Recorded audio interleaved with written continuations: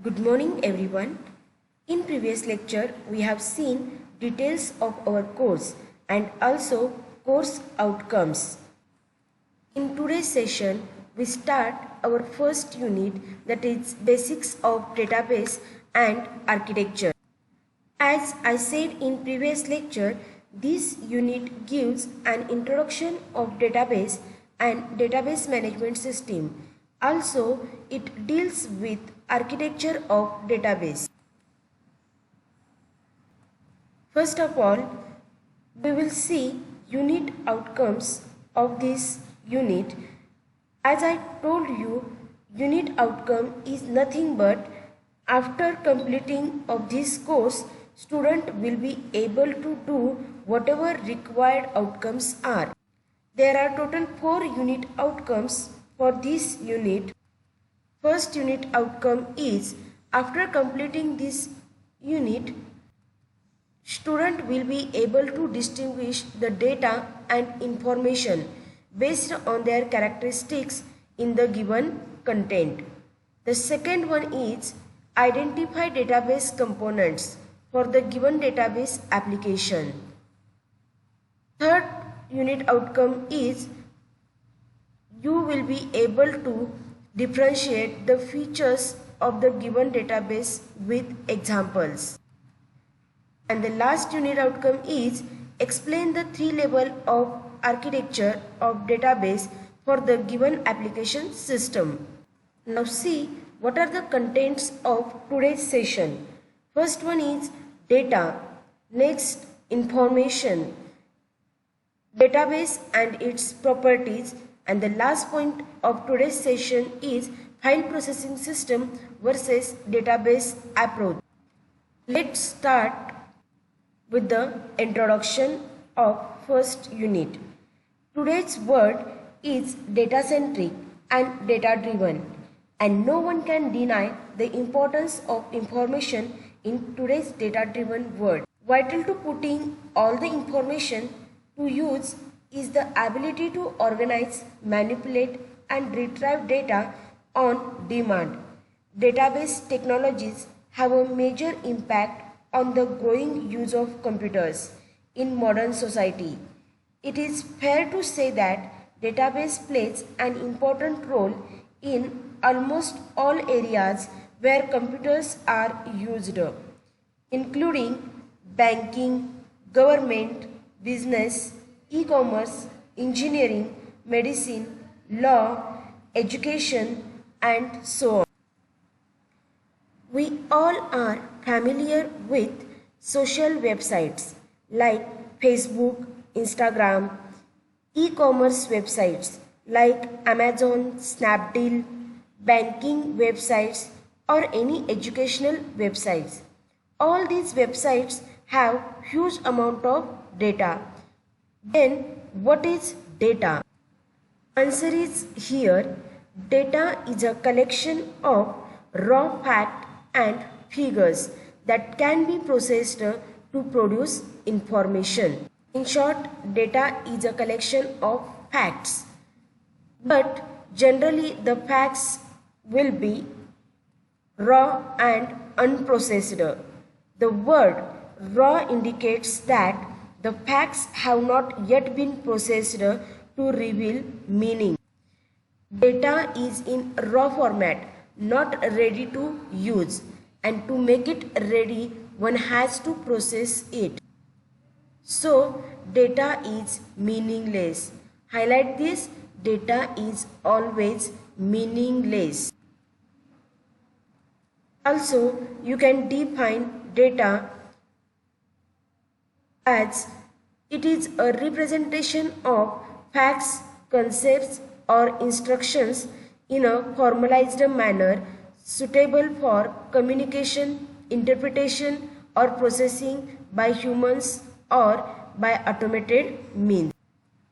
Data can have many forms like alphanumeric data, text data, image data, audio data. Alphanumeric data is combination of numbers and letters. The text data includes sentences and paragraphs used in written communication. Image data includes graphics, shapes, figures, etc. And the audio data contains human voice and other sounds. Let's have a look on examples of data. Here are two examples of data. None of the above data sets have any meaning until they are given a context and processed into a usable form. That is, if I told you 42, 63, 96, 74, 56, you have not learned anything, but I would have given you data. By itself, data is not that much useful. To be useful, it needs to be given context. Returning to the example above, if I told you 42, 63, 96, 74, 56 are the roll numbers of students that have registered for upcoming classes, that is information. By adding the context that the numbers represent the students registering for specific classes. Here I have converted data into information. And the second example, red color, is also data. But that red color doesn't have any meaning. To make it meaningful, what information we attach to the red color to convert data into information? Answer is, red color on a traffic light means stop. In a football match, a red card means that the player has been suspended. In a certain places, the red color may mean a danger zone. Data is the basic resource required in any organization. This data required by top level management for decision making. Decision making is done only with the data. Data mining is also done with the data. Now we will see information. What is information? It is the meaningful form of data. When we will get the information, after processing the data, it will be converted into meaningful and useful form, and that meaningful form of data is called as a information. So always remember that information is meaningful while data is meaningless. Let's take one example. What does the number 290,61996 mean? Have any idea? Is it data or information? The number showing on the screen is data. But after processing or attaching information to that number, we will get the information. That is it a birthday, or is it a bank account number, or a club membership number, or we can say it is a telephone number? Means what? Without processing or attaching more information, this data is meaningless. Here is the diagrammatic representation of data and information. As I said earlier, data is meaningless, information is meaningful. Data is input and information is output. When we will get the output from input, after processing the data, we will get output. Data is put in using input devices like keyboard, and information is produced on output devices like monitor. When data is processed, we will get the information, and that processing is nothing but manipulation of data. For example, we will perform different operations like arithmetic operations, comparing, sorting, searching, and so on. I think here you get clear concept of data and information. Now we will see the next concept, that is database. The goal of many information system is to transform data into information in order to generate knowledge that can be used for decision making. In order to do this, the system must be able to take data, put the data into context, and provide tools for aggregation and analysis. A database is designed for just such a purpose. Then what is database? Database is a systematic collection of data. Also, it is defined as it is an organized collection of structured data to make it easily accessible, manageable, and update. In simple words, you can say a database is a place where the data is stored. A database is an organized collection of related information. It is an organized collection because in a database all data is described and associated with other data. All information in database should be related as well.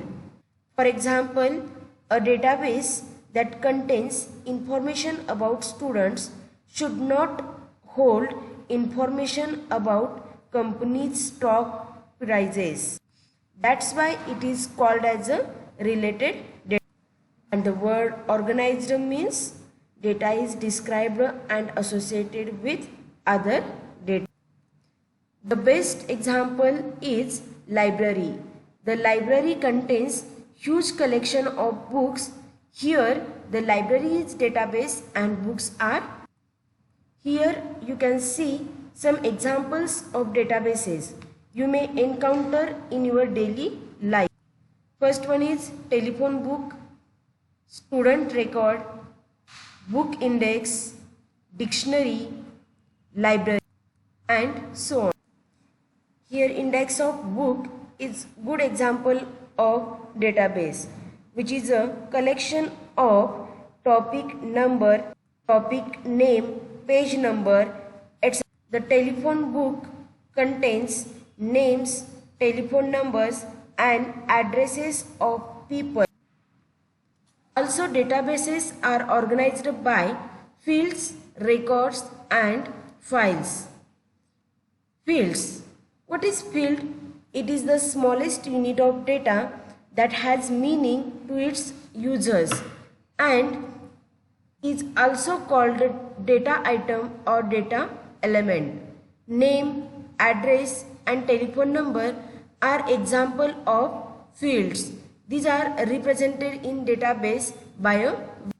Now you can imagine different fields for book index, dictionary, and different examples you can take. Second one is record. A record is a collection of logically related fields. And the last concept is files. A file is a collection of related records. In the definition of database, you can also write these three organization of concepts. Now we will see different characteristics of database. There are different characteristics of database as follows. The first one characteristic is a database represents some aspect of the real world. If changes to the real world, then it will be reflected in the database. A database is logically collection of data with some meaning. The next characteristic is a database is designed, built, and populated with data for a specific purpose.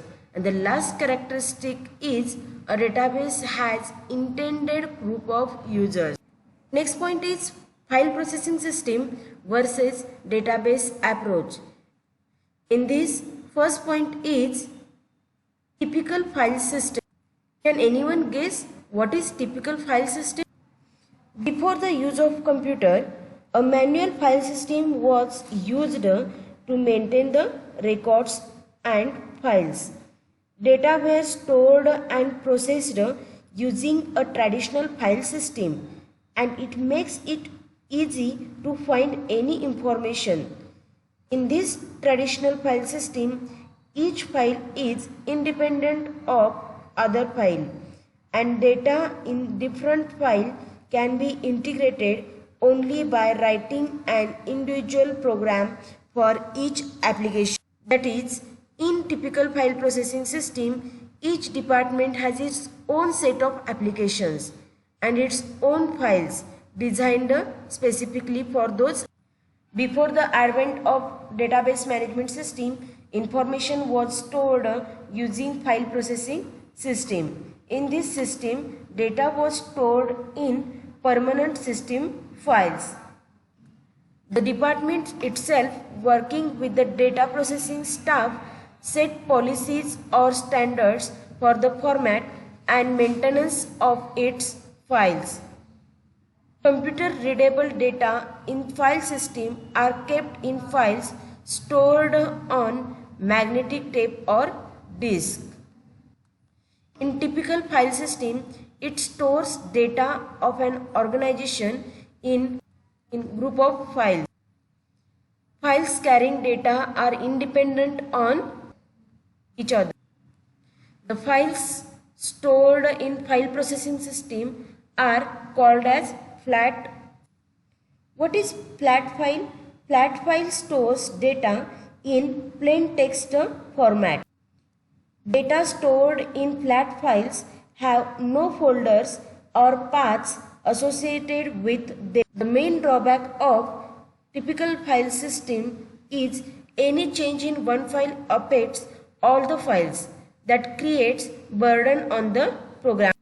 It is very difficult to maintain file processing system. This is one of the example of traditional file processing system that is called as a typical file system. Here is example of college where student record for examination is stored in one file, admission record on other file, and library record is stored in different file. That creates many duplicate values like roll number, name and father name. That creates data redundancy. So, while handling typical file system, various problems with file processing system occur. Let's have a look on various problems of typical file system. These are the different problems arised with the file processing system. First one is data redundancy. Second one is data inconsistency. Next one is difficulty in accessing data, data isolation, integrity problems, atomicity problems, data sharing problem. Next one is central control, security problem. Like that, various problems are occurred. The first problem, data redundancy. What is the meaning of redundancy? Redundancy is nothing but it is unnecessary duplication of data. For example, if examination department and admission department both store student name, number and address, if one particular data piece is being asked then stored multiple times, at that point it leads to redundancy. Redundancy leads to storage space wastage and data inconsistency. File processing system leads to redundancy, whereas database gives you solution for this problem. Now see the second problem, data inconsistency. What is data inconsistency? It means different copies of the same data are not matching. That is, different versions of same basic data are existing. For example, student address is recorded differently in examination and differently in admission department. This problem occurs due to One may forget to update all the existing locations for the same data. File processing leads to data inconsistency while database provides facility to overcome it. The next problem is difficulty in accessing data. The file processing system do not allow to access data in convenient and efficient way. You have to write conventional programs to retrieve data from file. These programs are lengthy and require time to write. If you want to change the condition on which you want to retrieve data, then again a new program is expected to be written. That means it is not that easy access the desired data within desired time. It may be a long process. Database gives you the solution to access data easily. The next problem is data isolation. Imagine we have to generate a single report of student who is studying in particular class. His study report, his library book details and hostel information. All these informations are stored in different files. How do we get all these details in one report? Anyone guess? We have to write a program. But before writing the program, the programmer should find out which all files have the information needed. What is the format of each file? How to search data in each file, etc.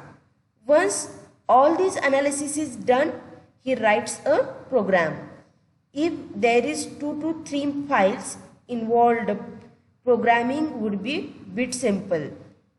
Imagine if there is lot many files involved in it. It would be require lot of effort from the programmer. Since all the data are isolated from each other in different files, programming becomes difficult in data isolation. In short, data isolation is nothing but data are scattered in various files and the files may be in different format. Writing new application program to retrieve data is difficult. The next problem is integrity problem. The meaning of integrity is the state of being whole and undivided. As we use it in national integrity, similarly data values may need to satisfy some integrity checks. If we need to check for certain insertion criteria while entering the data into file, it is not possible directly. We can do it writing programs. Say, if we have to restrict the students above age 18, then it is by means of program alone. There is no direct checking facility in the file system. Hence, these kinds of integrity checks are not easy in file system. The next problem is atomicity problem. First, try to understand what is atomicity problem. If there is any failure to insert, update or delete in the file system, there is no mechanism to switch back to the previous state. Let's take one example. Imagine marks for one particular subject needs to be entered into the report file and then total needs to be calculated. But after entering the new marks, file is closed without saving. That means whole of the required transaction is not performed. Only the totaling of marks has been done. But addition of marks not being done. The total mark calculated is wrong in this case. Atomicity refers to the completion of whole transaction or not completing it at all. Partial completion of any transaction leads to incorrect data in the system. File system does not guarantee the atomicity. It may be possible with complex programs, but introduced for each of transaction costs money. The next one problem is data sharing problem. What is data sharing problem? File processing systems are not that friendly to share data with other one. Again, you have to write lengthy and time consuming programs and use them, still satisfaction level is low. On the contrary, the database system facilitates the sharing because many application programs are allowed to share the same database. For example, once student data is created in the institute, that can be used by student section, teachers for attendance, registration department for course registration, examination department for generating exam document. This is called as a data sharing problem. Last second problem is central control problem. In file processing system does not allow to work and central processing unit. You need to operate different functionalities separately. Whereas database provides facility to work centrally, the administrator can have control over the system and act accordingly. And the last problem is security problem. Each file can be password protected, but what if have to give access to only few records in the file? For example, user has to be given access to view only their bank account information in the file. This is very difficult in the file system. The next point, introduction to DBMS, that is database management system, will be explained in the next session. Thank you.